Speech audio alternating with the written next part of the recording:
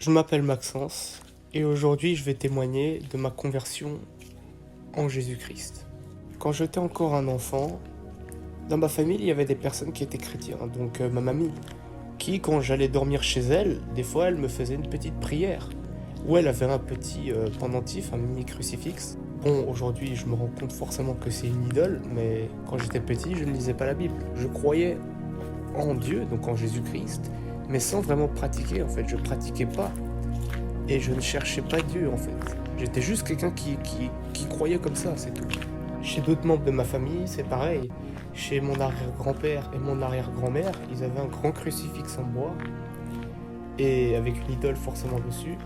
Et alors ce qui s'est passé, c'est que moi je leur demandais qui était cette personne. Et alors ils me disaient, c'est Jésus-Christ, le Fils de Dieu. C'est notre Sauveur. Mais du coup, moi je voulais savoir de quoi il nous a sauvés.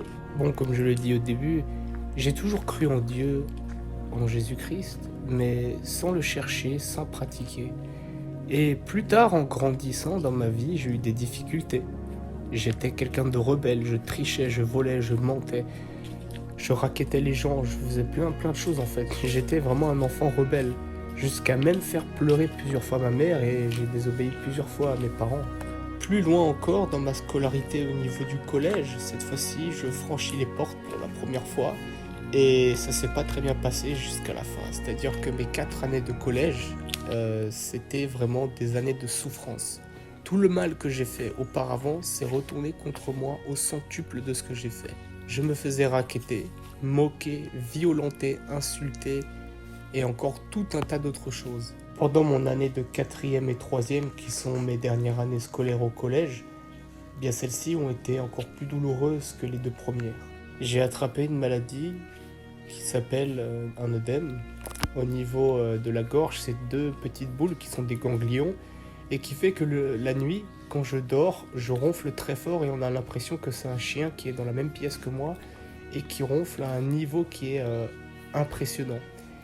Et ce qui fait que j'ai eu beaucoup de moqueries et beaucoup de persécutions durant mon année de 4e et de 3e parce que je dormais avec une machine qui faisait beaucoup de bruit. Et ça empêchait mon ronflement, mais ça embêtait beaucoup de personnes. Parce qu'il faut savoir que je dormais pas seul, la nuit j'étais dans un dortoir, c'est-à-dire que la nuit j'étais en pensionnat avec des gens. Et ça en dérangeait beaucoup. Après les années de collège terminées, une autre porte s'ouvrait à moi et cette fois-ci c'était le lycée. Et là c'était la dernière année donc de ma maladie puisque j'ai été guéri cette année.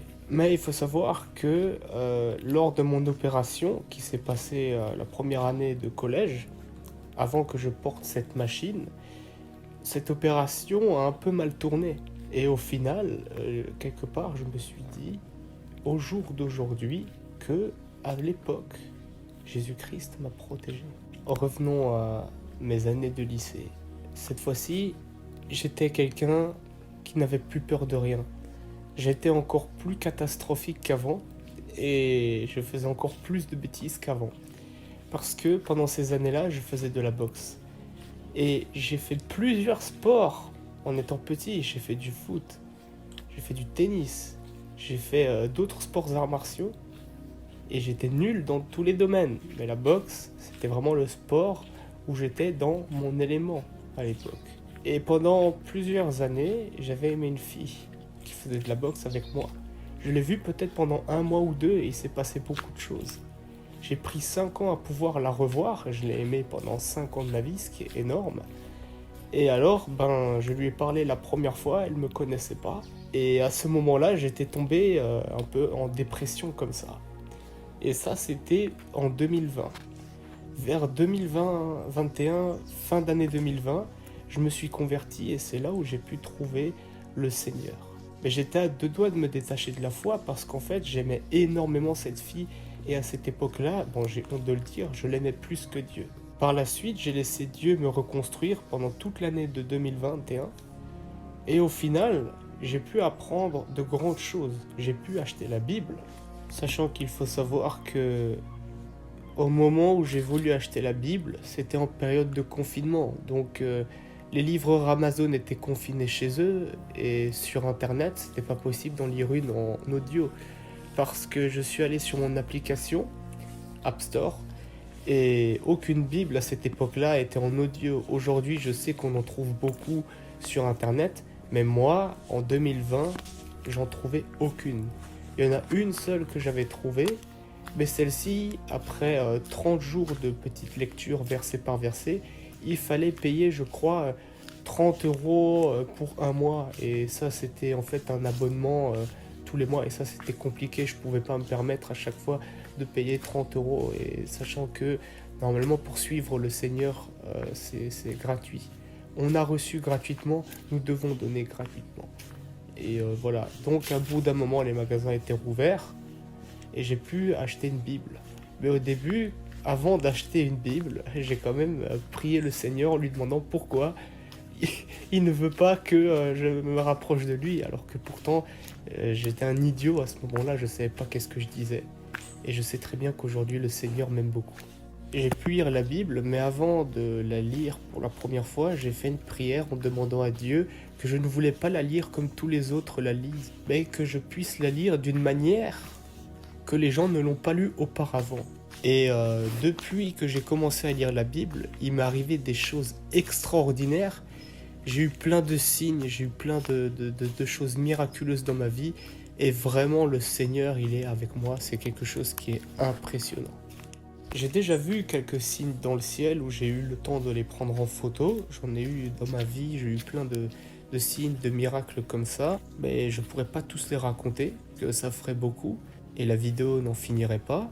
Mais je pourrais en raconter un en particulier. Cet instant m'est arrivé 3 fois dans la vie. Une fois chez moi, donc dans ma chambre, et 2 fois chez ma mamie. Mais je vais dire celui qui est arrivé chez ma mamie. Un jour, j'étais en train de manger, je crois, lors d'un goûter de famille. On était en train de manger. Et d'un coup, je regardais le ciel et je me suis dit, pourquoi je suis encore en train de manger? Pourquoi je suis encore là avec ma famille? Et là, d'un coup, je me suis dit dans ma tête, le Seigneur est si grand. Qu'est-ce que je fais là en train de manger avec ma famille en étant assis? Et je suis monté en fait en haut dans la chambre d'amis et j'ai commencé à avoir une grande pression sur moi. Et j'ai comme ressenti le Seigneur dans cette pièce. Et je pouvais pas rester debout. D'un coup, je me suis mis couché par terre au sol, devant le lit, et je me suis prosterné en disant « Seigneur Jésus, tu es si grand ». Et j'ai eu une grande peur qui m'est arrivée 3 fois en fait. Aujourd'hui, ma vie n'est pas si différente qu'avant puisque j'ai toujours des douleurs et ça fait toujours autant mal, certaines persécutions ou des choses qui ne s'arrangent pas dans la vie. Mais je sais que Jésus-Christ est avec moi parce que grâce à lui, j'ai pu trouver une église. J'ai pu aussi me trouver un entourage chrétien, des amis que je ne connais peut-être pas dans la vraie vie, mais avec qui je peux parler quand j'ai des problèmes. Et je rends grâce à Jésus-Christ pour cela. Un jour, j'avais même entendu la voix de Dieu qui me disait « Je t'aime Maxence, mon fils, mon enfant, et tu le sais ». C'était une voix d'un père, une voix âgée d'un père qui parle à son enfant.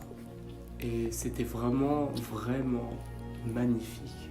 Et aujourd'hui, je suis attaché au Seigneur Jésus plus que toutes les autres choses qu'il y a dans ma vie. Et ça, c'est quelque chose de très fort. Voilà, c'était tout pour moi. Je vous remercie d'avoir regardé cette vidéo, ce témoignage. Je rends grâce à Jésus-Christ pour cela et je l'ai fait pour lui, par amour, pour le servir.